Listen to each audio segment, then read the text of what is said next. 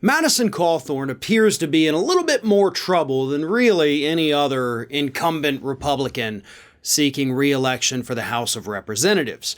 Now, that's a lot of caveats, because there are Republicans in bigger trouble than Cawthorn, but in terms of House races, Cawthorn might be facing the biggest uphill battle.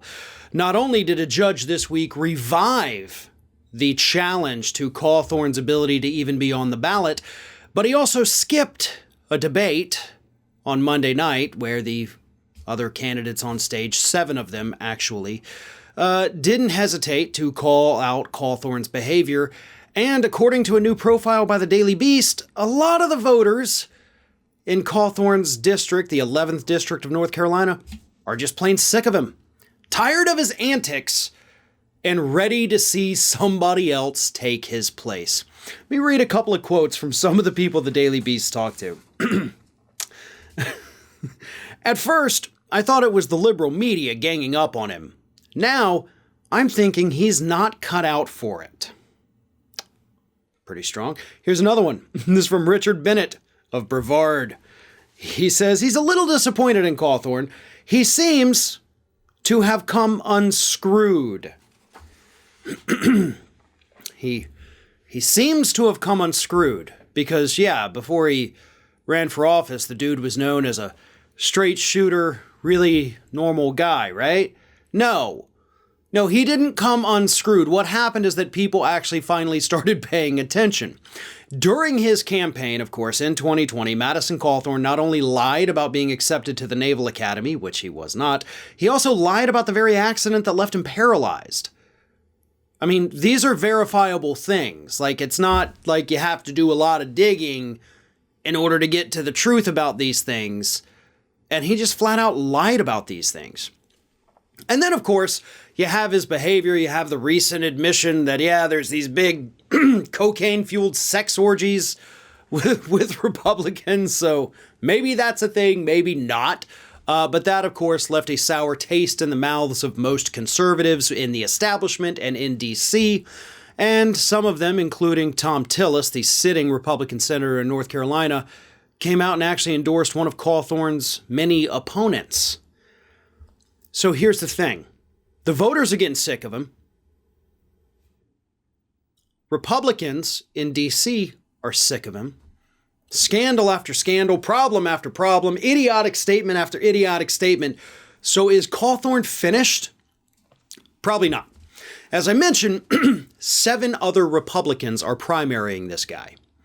And in North Carolina, you have to hit at least 31% to become the nominee. If you do not hit that 31%, it goes to a runoff with, of course, the top 2 candidates.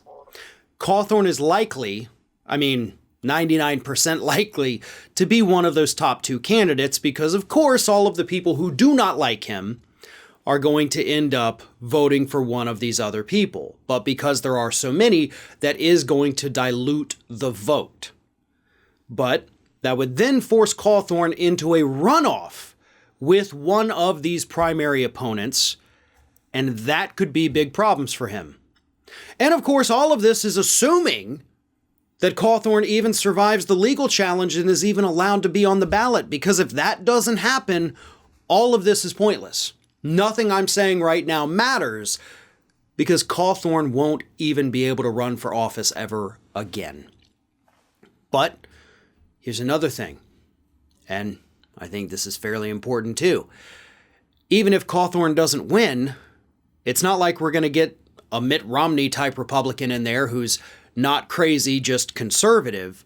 No, we're probably going to get somebody just as bad. And then we have to spend the next 2 years talking about how horrible this individual is. But hey, in terms of bad, does it really get any worse than Madison Cawthorn? Like, is that 11th district going to send us somebody worse than Cawthorn? I think the chances of that are pretty slim. Let's be honest, there's a couple of them in that primary field. So even if we get rid of him, it's not like we're going to replace him with somebody who's going to come into D.C. and say, you know what, we need universal health care. We need to raise taxes on the rich. That ain't happening. So getting rid of one and replacing them with someone just as bad, I don't know if that's a net positive or not, but I'm sure the establishment Republicans don't mind, as long as they get that weird little Cawthorn out of office, because they all can't seem to stand working with him. Hey everyone, this is Aspen. And did you know that for the low cost of $0 per day, you can subscribe to the Fair and Balanced YouTube channel? We also encourage you to like, comment, and share, but again, click that subscribe button and help Aspen not be so grumpy.